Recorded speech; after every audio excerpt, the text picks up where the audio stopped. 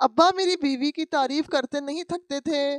وہ کہتے کہ تیری بیوی نے میری زندگی جنت بنا دی ہے، جبکہ بیوی سوکھ کر کانٹا ہو گئی۔ ایک دن اچانک بیوی فوت ہوئی تو غسل دینے والی عورت آ کر بولی، تیری بیوی کے ساتھ ظلم ہوا ہے، یقین نہیں آتا تو بیوی کا کفن ہٹا کر دیکھ۔ میں نے جیسے ہی بیوی کا کفن ہٹایا تو قدموں تلے زمین نکل گئی۔ میں تھکا ہارا آفس سے گھر لوٹا تو مجھے میری بیوی کہیں بھی نظر نہیں آئی۔ میں فوراً سے پانی پینے کے بعد ابا کے کمرے میں آیا اور ان سے پوچھا، ابا سکینہ کہاں ہے؟ کہیں نظر نہیں آ رہی۔ ورنہ تو میں آتا ہوں، پہلے مجھے پانی پیش کرتی ہے۔ اس کی طبیعت خراب ہے کیا؟ آپ کو کچھ معلوم ہے؟ کمرے میں بھی موجود نہیں ہے۔ کہنے لگے، بیٹا میں نے اسے کچن میں دیکھا تھا، کھڑی ہو کر کام کر رہی تھی۔ اس کے بعد تو میں اپنے کمرے میں بیٹھ کر کب سے یہ کتاب پڑھ رہا ہوں۔ انہوں نے لا علمی کا اظہار کیا تو میں فوراً سے کچن کی طرف آیا، اور جیسے ہی کچن کی طرف دیکھا تو یہ دیکھ کر میرے کے پیروں تلے زمین کھسک گئی۔ وہ کہیں اور نہیں بلکہ کچن کے فرش پر اوندے منہ گری ہوئی تھی، اور اس کا خون کچن میں چاروں طرف بکھرا ہوا تھا۔ میرے قدم وہیں جم گئے اور میں پھٹی پھٹی نگاہوں سے اس منظر کو دیکھنے لگا۔ ابا نے مجھے ہمت دلائی، کہنے لگے، کیا سوچ رہے ہو؟ جلدی سے اسے اٹھاؤ اور ایمبولینس میں ڈالو، ہسپتال لے کر چلو۔ میں نے جیسے ہی اسے آگے بڑھ کر اٹھایا تو اس بات کی تصدیق ہو گئی کہ اسے ہسپتال لے جانے کی ضرورت ہی نہیں پڑی، بلکہ وہ وہیں اپنی جان دے چکی ہے۔ یہ سب کیسے ہوا؟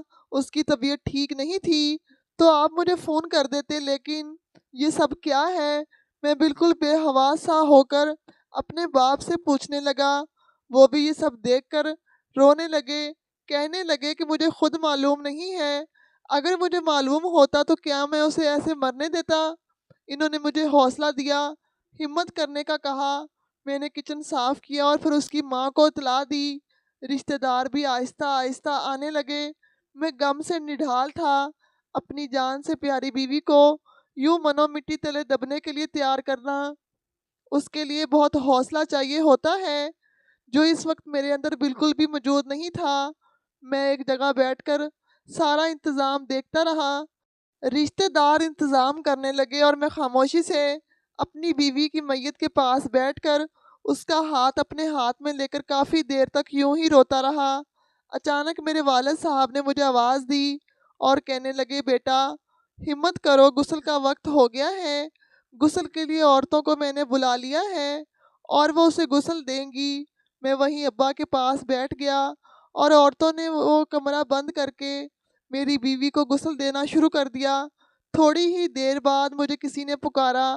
میں نے حیرانگی سے چونک کر پکارنے والی کی طرف دیکھا تو کیا دیکھتا ہوں کہ غسل کرنے والی عورت مجھے بلا رہی تھی اور کہہ رہی تھی کہ اس عورت کا شوہر کون ہے، مجھے اس سے ضروری بات کرنی ہے۔ ابا نے یہ سنا تو حیران رہ گئے، کہنے لگے، جاؤ اس کی بات سن کر آؤ، کیا کہنا چاہتی ہے؟ میں مرے مرے قدموں سے چلتا ہوا اس کے پاس گیا اور کہنے لگا، کیا بات ہے؟ آپ نے مجھے کیوں بلایا ہے؟ وہ مجھے اندر لے گئی اور میری بیوی کی میت کے پاس کھڑا کر کے مجھے کہنے لگی، کیا تم بہت زیادہ ظالم شوہر تھے؟ تمہاری بیوی کی حالت تو دیکھو، غسل دیتے ہوئے ہمارے دل تڑپ رہے ہیں۔ اس کی کیا حالت ہو گئی ہے؟ اس قدر تشدد اس پر کس نے کیا ہے؟ اور اس کی بات سن کر میرے اعصاب خطا ہو گئے اور میں خالی خالی نگاہوں سے اس کی طرف دیکھنے لگا۔ مجھے یوں بے چین دیکھ کر اس نے کہا کہ اگر تمہیں یقین نہیں آتا ہماری بات پر تو ہٹاؤ اس کا کفن اور دیکھو اپنی بیوی کی حالت، ایسا لگتا ہے کہ جیسے کسی نے اسے بہت زیادہ تشدد کا نشانہ بنایا ہے، اور اب وہ اس دنیا سے اگر گئی ہے تو اسی وجہ سے گئی ہے کہ وہ زخموں کی تاب نہ لا سکی۔ کیا تمہیں اس بات کی خبر ہے یا تم انجان تھے کہ تم ہی اس کے پیچھے ہو؟ اس نے کڑی نظروں سے میری طرف دیکھ کر کہا تو میں ایک لمحے کے لیے دھنگ رہ گیا۔ مجھے بالکل بھی اندازہ نہیں تھا کہ وہ عورت جو غسل دینے کے لیے یہاں آئی ہے وہ یہ انکشاف کرے گی۔ میں فوراً سے آگے بڑھا اور جیسے ہی کفن اٹھا کر بیوی کو دیکھا تو مجھے بدترین خدشے کی تصدیق ہو گئی۔ اس کے جسم پر جا بجا تشدد کے نشانات موجود تھے اور کئی جگہ پہ زخم اتنے گہرے تھے کہ میں اندازہ بھی نہیں کر پایا۔ یہ سارے زخم مجھ سے کیوں اوجھل تھے؟ مجھے کچھ سمجھ نہیں آیا۔ میں وہیں بیٹھ کر رونے لگا اور پھر ماضی میری آنکھوں کے سامنے اپنی پوری شدت سے حملہ آور ہوا۔ میں گھٹنوں میں اپنا سر دیے اور اپنی ماضی کو یاد کرنے لگا۔ پچھلے کچھ دنوں سے مجھے میری بیوی کچھ کہنا چاہ رہی تھی اور میں اس قدر آفس کے کاموں میں الجھا ہوا تھا کہ اس کی بات پر دھیان نہیں دے سکا اور نہ اس کے وجود پر ایک نظر مار سکا۔ اگر میں پہلے ہی اس کے وجود کی طرف دیکھ لیتا تو شاید یہ سب کچھ نہ ہوتا۔ میرا رواں رواں کانپ اٹھا اور میں ماضی کو یاد کرنے لگا۔ میرا نام علی حسن ہے، اپنے والدین کا اکلوتا بیٹا ہوں۔ جب سے آنکھ کھلی تو خود کو ہمیشہ لاڈلا ہی پایا۔ جب 6 سال کا ہوا تو مجھ پر قیامت ٹوٹ پڑی۔ میرے والد صاحب کا انتقال ہو گیا۔ ان کی خواہش تھی کہ وہ مجھے ڈاکٹر بنانا چاہتے تھے، لیکن ان کے مرتے ہی تمام رشتہ داروں نے اپنی آنکھیں پھیر لیں اور میری ماں نے بہت مشکل وقت دیکھا۔ اپنے مائکے میں آ گئیں۔ نانا اور نانی کو تو کوئی مسئلہ نہیں تھا، لیکن ماموں اور مامی نے امی کا جینا حرام کر دیا۔ میں اس وقت صرف 7 برس کا تھا۔ امی کے بقول دوسری شادی وہ کیسے کرتی کہ دوسری شادی کرنے پر ان کا شوہر مجھے قبول نہیں کرتا اور وہ مجھ سے ہرگز بھی جدائی برداشت نہیں کر سکتی تھی۔ ان سے جدائی کا سوچتے ہی میری بھی حالت غیر ہو جاتی۔ 7 سال کی عمر میں میں نے اپنی ماں پر بے تحاشا ماموں اور ممانی کا تشدد دیکھا۔ وہ جسمانی طور پر تو تشدد میں مبتلا نہیں کرتے تھے، لیکن زبانی طور پر وہ انہیں بہت زیادہ ایذا پہنچاتے تھے اور یہ میری برداشت سے باہر تھا۔ نانا اور نانی بھی ماموں مامی کے رحم و کرم پر تھے۔ انہوں کے پیسوں سے گھر چل رہا تھا اور وہ بوڑھے انسان ان کی دی گئی نعمتوں کا فائدہ اٹھا رہے تھے، اس لیے ان کے سامنے بولنے سے مجبور تھے۔ کبھی کبھی نانا جان روتے ہوئے میری امی کے سامنے ہاتھ جوڑ دیتے اور کہتے کہ مجھے معاف کر دینا شبانہ، میں نے بہت کوشش کی کہ تم پر یہ ظلم نہ ہو سکے، لیکن ہم مجبور ہیں اور اس گھر پر اب تمہارے بھائی کا راج ہے، اس لیے مجھے معاف کر دو۔ میں تمہاری ویسی حفاظت نہیں کر سکا جیسے ایک بیٹی کی کرنی چاہیے تھی۔ امی نے اتنے گھٹن دنوں کے بعد بھی ان سے کوئی شکوہ نہیں کیا، الٹا نانا سے کہہ دیا کہ ان تمام چیزوں کے ذمہ دار آپ نہیں ہیں، شاید میری قسمت ہی خراب ہے، اس وجہ سے مجھے یہ سب کچھ سہنا پڑا۔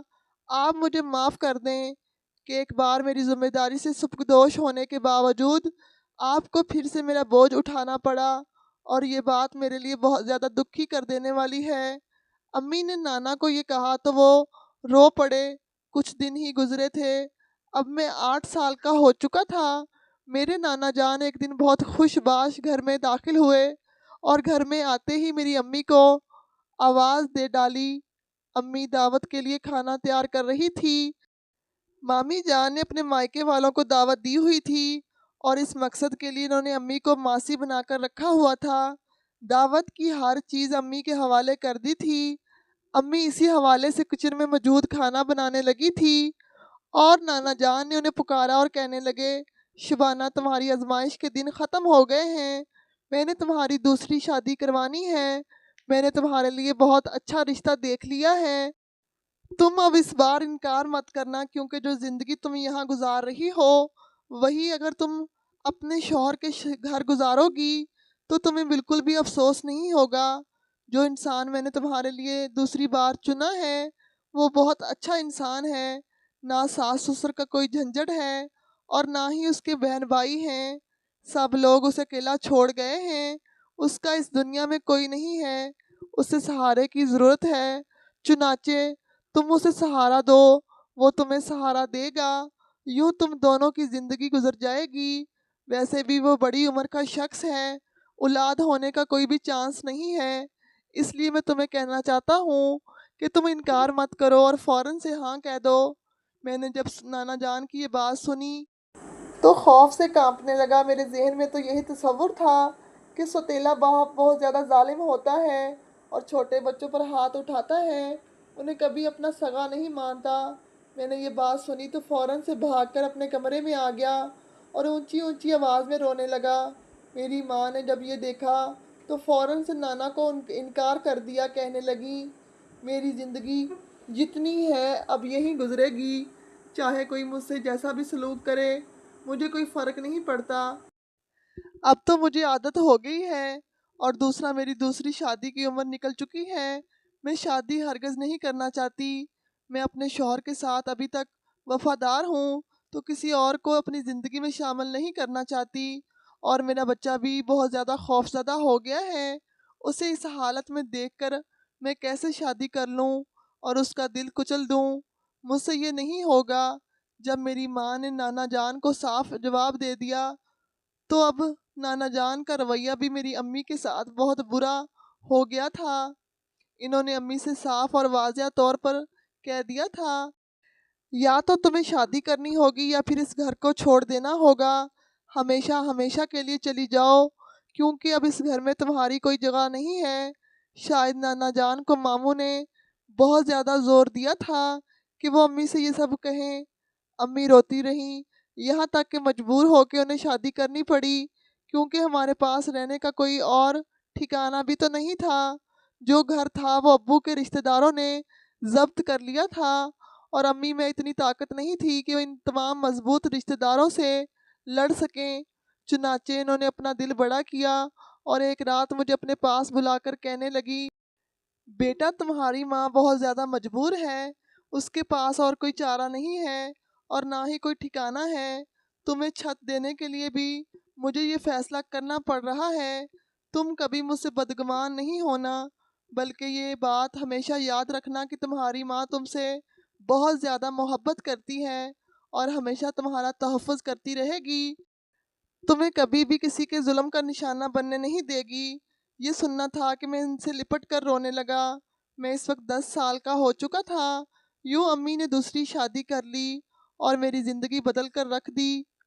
امی کی شادی ہوتے ہی میری زندگی میں مشکلات آنا شروع ہو گئیں۔ میرے سوتیلے باپ کو مجھ سے کوئی محبت نہیں تھی۔ محبت ہو بھی کیسے سکتی تھی کہ میں اس کی سگی اولاد نہیں تھا۔ وہ اکثر مجھے تانے دیتے رہتے، اور امی کو انہوں نے کہنا شروع کر دیا تھا کہ اس کی پڑھائی کروانے کی بجائے کام پر لگاؤ تاکہ گھر کا خرچہ بھی نکل سکے۔ میں جو کماتا ہوں وہ تم پر تو خرچ کر سکتا ہوں، لیکن اس کی پڑھائی پر خرچ نہیں کر سکتا، بلکہ تمہیں تو اس کے ددھیال سے اس کا خرچہ لینا چاہیے۔ امی پر انہوں نے جب زور دینا شروع کیا تو امی ایک بار میرے ددھیال بھی گئیں، اور وہاں سے ان لوگوں نے امی کو ذلیل کر دیا کہ دوسرے شوہر کے کہنے پر تم ہمارے خلاف محاذ کھول رہی ہو۔ وہ میری امی کی دوسری شادی کے خلاف تھے۔ جب انہیں پتہ چلا تو وہ لوگ غصے سے آگ بگولا ہو گئے، اور امی کو یوں واپس آنا پڑا۔ سوتیلے باپ کو جب بتایا تو وہ غصے سے چیخنے لگا، کہنے لگا، تم اس کو اگلے دن اسکول نہیں بھیجنا۔ میں حرام کے پیسے نہیں کماتا کہ اس کے اوپر بھی خرچ کروں۔ امی نے جب یہ سنا تو پہلی بار اپنے دوسرے شوہر کے خلاف آواز اٹھائی، کہنے لگی کہ آپ کو اس سے اتنا ہی مسئلہ ہے تو آپ مجھ سے شادی ہی نہ کرتے۔ شادی کرتے وقت آپ کو اچھی طرح معلوم تھا کہ یہ میرے ساتھ ہی یہاں رہے گا۔ میں اسے خود سے الگ تو نہیں کر سکتی، نہ میں کبھی اسے کروں گی۔ تو بہتر تو یہی ہے کہ یا تو آپ اس حقیقت کو قبول کر لیں، آپ اس کا خرچہ نہیں اٹھا سکتے تو پھر میں لوگوں کے گھروں میں کام کر کے اپنے بچے کو پڑھانے لکھنے کے قابل بنا دوں گی۔ ان کی یہ بات سن کر مجھے میری ماں کی عظمت کا اندازہ ہوا، اور انہوں نے واقعی میں جو کہا تھا وہ کر کے بھی دکھایا۔ سوتیلے باپ نے جب مکمل طور پر مجھ پر سے ہاتھ اٹھا لیا تو امی ہی تھی جنہوں نے آگے بڑھ کر مجھے اپنے مضبوط پروں میں محفوظ کر لیا اور میرے لیے لوگوں کے گھروں کے کام کرنے لگی۔ میں نے سوچ لیا کہ کچھ بھی ہو جائے میں امی کو کبھی رسوا نہیں ہونے دوں گا۔ میں دل لگا کر پڑھتا رہا، یہاں تک کہ میں نے نوکری کر لی تو سوتیلے باپ کا رویہ بھی اب مجھ سے بہتر ہو گیا۔ انہوں نے دیکھا کہ یہ پڑھ لکھ کر اچھی نوکری حاصل کرنے کے چکر میں ہے، تو انہوں نے میری طرفداری کرنا شروع کر دی، جبکہ میں ان کی حقیقت سے واقف تھا۔ رفتہ رفتہ میرے دل سے بھی ان کے لیے نفرت ختم ہو گئی، کیونکہ ان کا رویہ بہترین ہو گیا تھا۔ وہ مجھے باقاعدہ میرا بیٹا کہہ کر بلاتے تھے۔ میں نے پڑھ لکھ کر بہترین نوکری حاصل کر لی، اور اس بات کو صرف 1 ہفتہ ہی ہوا تھا کہ امی شدید بیمار پڑ گئیں۔ امی کو اس طرح بیمار دیکھ کر میرے اوساں خطا ہو گئے اور کچھ ہی دنوں میں وہ اس دنیا سے رخصت ہو گئیں۔ جاتے وقت انہوں نے مجھ سے کوئی بات کہنی چاہی تھی اور اشاروں اشاروں میں وہ مجھے کچھ سمجھانا چاہ رہی تھی، لیکن میں ان کی بات نہیں سمجھ سکا۔ میں نے بہت کوشش کی، وہ اپنے آخری وقت میں ہونٹ ہلانے سے قاصر تھی، لیکن بہت زیادہ ہمت کر کے انہوں نے مجھے اتنا کہا تھا کہ اپنے باپ پر یقین مت کرنا۔ ان کی اس بات کا مطلب میں نہیں سمجھ سکا تھا اور شاید غم کا شکار ہو گیا۔ اسی دوران میرے سوتیلے باپ نے جب دیکھا کہ میں بالکل اپنی ماں کی جانب سے نڈھال ہو گیا ہوں، تو انہوں نے مجھے شادی کرنے کا کہا۔ میں ان کی سوچ پر حیران رہ گیا کہ میری ماں دنیا سے گزر گئی ہیں اور وہ مجھے شادی کرنے کا کہہ رہے ہیں۔ میں بالکل چپ ہو کر رہ گیا، یہاں تک کہ جب میری ماں کو مرے ہوئے 2 سال ہو گئے، تب باقاعدہ طور پر میرے نانا نے مجھ سے رابطہ کیا اور کہنے لگے، بیٹا اب تمہیں شادی کر لینی چاہیے۔ اور ان کی بات سنتے ہی میں نے بھی فیصلہ کر لیا کہ واقعی مجھے بھی ایک ساتھی کی ضرورت محسوس ہو رہی تھی۔ یوں میں نے امی کے ہی دور پرے کے ایک رشتہ دار کی بیٹی سے شادی کر لی، جس کی ماں حیات تھی اور باپ موجود نہیں تھا۔ اس کے گھر رشتہ بھیجا، انہوں نے میرا رشتہ قبول کر لیا۔ میں اچھا خاصا کماتا تھا۔ میری شادی سکینہ سے ہو گئی۔ سکینہ میری بہت اچھی بیوی ثابت ہوئی۔ وہ میرا بہت خیال رکھتی تھی۔ جب وہ بیاہ کر آئی تھی تو اس کی صحت اچھی خاصی تھی۔ سوتیلے باپ کو بھی اس سے کوئی مسئلہ نہیں تھا، بلکہ وہ تو مجھے کہتے تھے کہ تمہاری بیوی بہت اچھی اور نیک ہے، تمہارا بہت خیال رکھتی ہے اور پورے گھر کو سنبھال لیا ہے۔ ان کی اس بات سے مجھے بھی اطمینان ہو گیا کہ چلو میری بیوی میرے سوتیلے باپ سے کوئی بیر نہیں رکھ رہی، بلکہ ان کا بھی خیال رکھ رہی ہے۔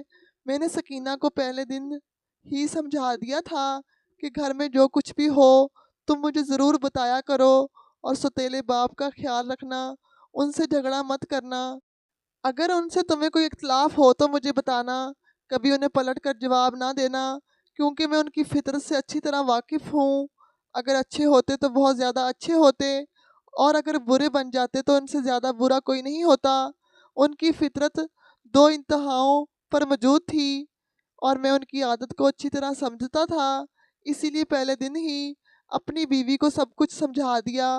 وہ بہت فرما بردار ثابت ہوئی اور اس نے مجھے کوئی شکایت کا موقع نہیں دیا۔ دن گزرتے گئے، میری زندگی حسین ہو گئی۔ صبح آفس کے لیے نکل جاتا اور جب شام کو گھر لوٹتا تو میری بیوی میری منتظر ملتی۔ میں جیسے ہی گھر میں داخل ہوتا تو مجھے پانی کا گلاس پوچھتی اور پھر میرے سارے دن کا حال احوال پوچھنے کے بعد مجھے کھانا کھلاتی۔ کبھی کبھی وہ اکثر مجھے اپنے ہاتھ سے کھانا کھلاتی تو مجھے بہت اچھا محسوس ہوتا۔ اس کی ہمراہی میں آہستہ آہستہ اپنی ماں کے غم کو بھولنے لگا تھا اور اپنی ماں کو اچھے لفظوں میں یاد کرنے لگا۔ پہلے جب اماں کو یاد کرتا تو صرف آنسو ہی نکلتے، اب اماں کو یاد کرتا تو مسکرا دیتا۔ یہ سب کچھ میری بیوی کی نیک نیتی، اس کا خیال رکھنے کی بنا پر ہوا۔ میں کافی حد تک مضبوط بن گیا تھا۔ دن گزرنے لگے، اب مجھے رشتہ دار اولاد کا طعنہ دینے لگے تھے، حالانکہ مجھے کوئی جلدی نہیں تھی۔ میری بیوی بھی اس بات پر صابرین ثابت ہوئی اور مجھے کہنے لگی، مجھے اللہ پر بھروسہ ہے، وہ ہمیں ضرور اولاد کی نعمت سے نواز دے گا۔ ان رشتہ داروں میں سب سے زیادہ اول نمبر پر میرے اپنے سوتیلے باپ کا نمبر تھا، جنہوں نے یہ کہہ کر رٹ لگانی شروع کر دی کہ گھر میں رونق نہیں ہے، رونق ہونی چاہیے۔ ان کی بات مجھے بہت ناگوار گزرتی۔ میں ان سے کہنا چاہتا تھا کہ وہ اپنے کام سے کام رکھیں، لیکن میں بہت مجبور تھا اور یہ گھر بھی ان کا تھا۔ میں نے سوچ لیا تھا کہ میں اپنی نوکری سے بچت کر کے اپنا گھر بناؤں گا اور اپنی بیوی کو وہاں رکھوں گا، لیکن پھر خیال آتا کہ سوتیلا باپ اس بڑھاپے میں کہاں جائے گا، اس لیے میں نے یہ سوچنا ترک کر دیا۔ دن بدن میں نے محسوس کیا کہ میری بیوی بہت کمزور ہوتی چلی جا رہی ہے اور کافی حد تک خاموش ہو گئی ہے۔ میں نے اس سے کافی بار پوچھا بھی تو وہ خوفزدہ سی دکھائی دینے لگی، کہنے لگی کچھ نہیں ہوا، بس طبیعت میں سستی رہتی ہے۔ میں نے اسے یہ بھی کہا کہ ہم ڈاکٹر کو دکھا لیتے ہیں، لیکن اس نے میری بات کو ٹال دیا اور پھر 2 دن بعد خود ہی ہنسی خوشی رہنے لگی۔ پھر 1 ہفتے بعد دوبارہ اس کی وہی کیفیت ہو گئی، تو میں نے اس بار بھی اس سے پوچھا، اس نے پھر ٹال دیا۔ میں نے سوچا کہ شاید یہ عورت کے موڈ سوئنگز کی وجہ سے ہے، اس لیے میں اپنے کام میں مصروف ہو گیا، اور اس دوران میرا سوتیلا باپ میری بیوی کی برابر تعریف کرتا رہا، کہتا رہا تمہاری بیوی نیک ہے اور میرا بہت خیال رکھتی ہے۔ ایسا خیال تو شاید میری اپنی بیوی نے بھی نہیں کیا۔ ان کی یہ بات سن کر کبھی کبھی میں تعجب سے ان کی طرف دیکھتا تو وہ بات بدلنے کے لیے کہتے، میرا مطلب ہے وہ میری ہر ایک چیز کا خیال رکھتی ہے، میرے کپڑے دھوتی ہے، میرے کپڑے استری بھی کرتی ہے، وغیرہ وغیرہ۔ لیکن اس دوران ان کی تعریف پر میری بیوی بالکل بھی نہیں مسکراتی، اور بالکل ایسے رویہ رکھتی تھی جیسے وہ ان سے شدید نفرت کرتی ہو۔ میں نے اس سے پوچھا بھی، کیا تمہیں میرے باپ سے کوئی مسئلہ ہے کہ وہ تمہیں تنگ تو نہیں کرتے، باتیں تو نہیں سناتے؟ ان کی فطرت ایسی ہے، اگر تو کوئی مسئلہ ہے تو تم مجھے بتاؤ، میں حل کر لوں گا۔ لیکن وہ چپ ہو جاتی، کہتی ایسا کچھ بھی نہیں ہے، آپ ایسا نہ سوچا کریں۔ ان دنوں میں آفس میں بہت زیادہ کام میں مصروف ہو گیا، اور اسی کام کی بنا پر میں اس کا زیادہ خیال نہیں رکھ پایا۔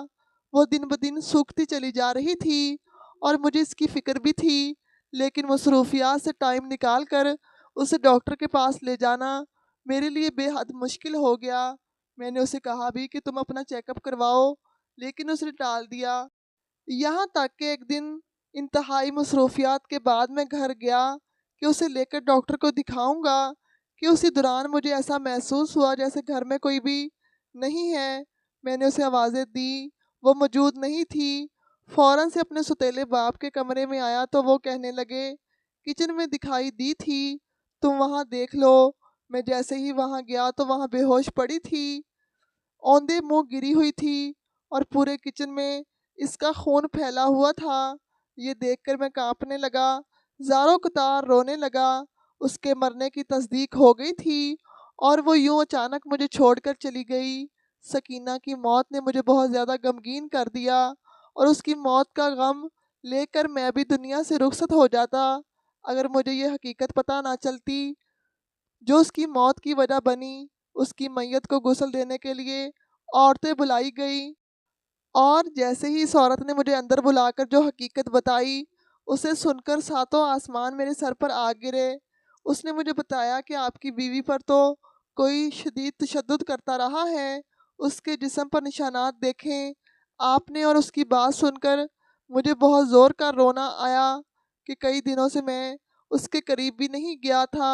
آفس کے کاموں میں مصروف ہونے کی بنا پر جب میں گھر آ جاتا تھا تو وہ رات کو سو جاتی تھی، اور اس کی نیند خراب کرنے کے خیال سے میں اس کے قریب بھی نہیں گیا۔ اب اس کے جسم پر نشانات دیکھ رہا تھا تو مجھ سے رہا نہیں گیا، میں وہیں بیٹھ کر اونچا اونچا رونے لگا۔ اس عورت نے مجھے کہا کہ تمہاری بیوی کے ساتھ کوئی بہت زیادہ ظلم کر رہا تھا، اب تم اس بات کی تحقیقات کرو کہ اس کی موت کی وجہ کون بنا۔ میں بالکل چپ ہو کر رہ گیا، اور اپنی بیوی کو دفنایا مٹی تلے دبا کر اپنے گھر پر آ گیا۔ میری بیوی کا مائکہ بھی موجود نہیں تھا۔ ایک ماں تھی جو بیمار تھی اور دوسرے شہر میں اپنے بیٹے کے ساتھ رہتی تھی۔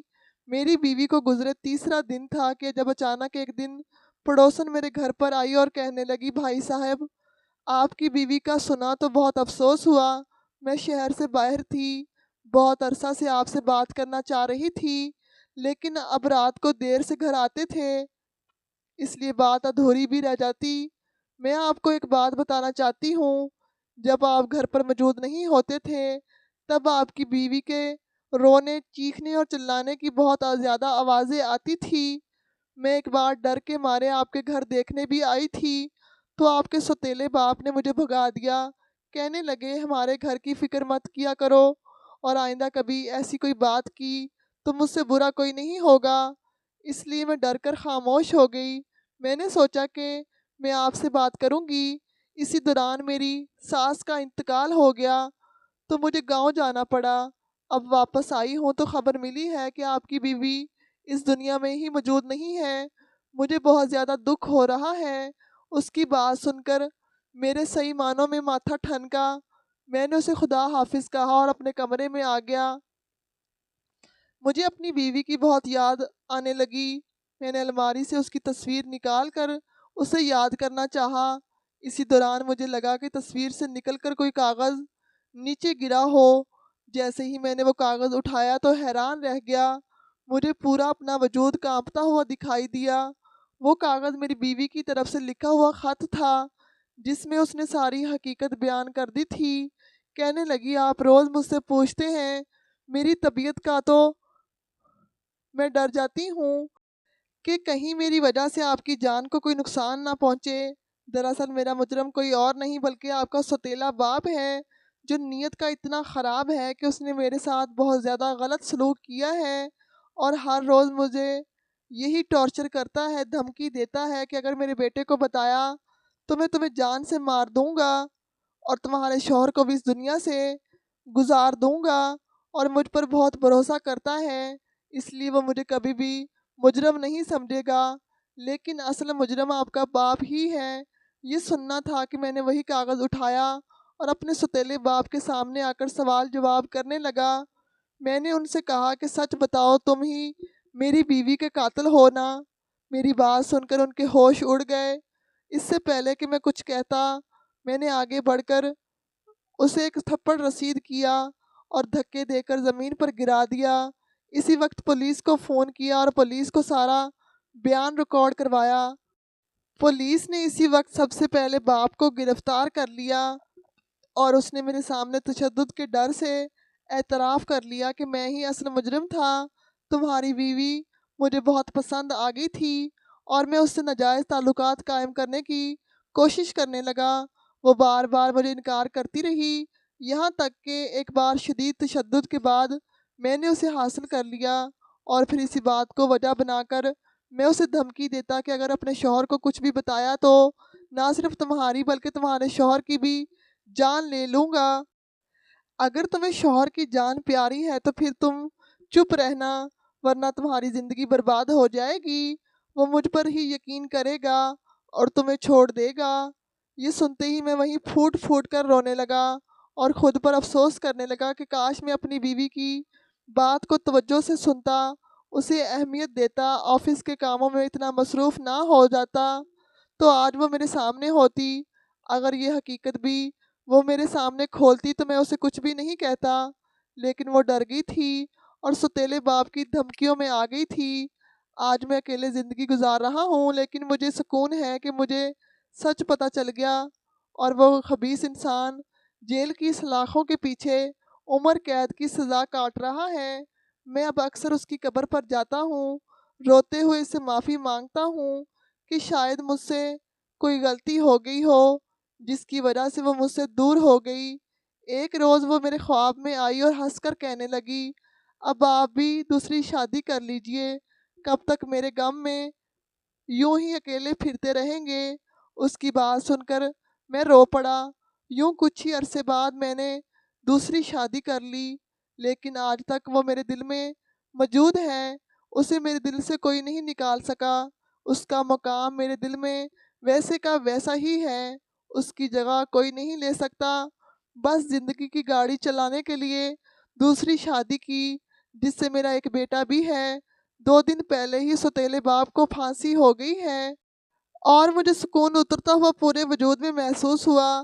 اب میرے اندر کوئی شرمندگی موجود نہیں، بس اس وقت کا انتظار ہے کہ جب مرنے کے بعد دوبارہ اپنی بیوی سے ملاقات کروں گا۔ ہماری آج کی کہانی اگر آپ کو پسند آئی ہو تو ہمارے چینل کو لائک، شیئر اور سبسکرائب ضرور کریں۔ جزاک اللہ۔ اللہ حافظ۔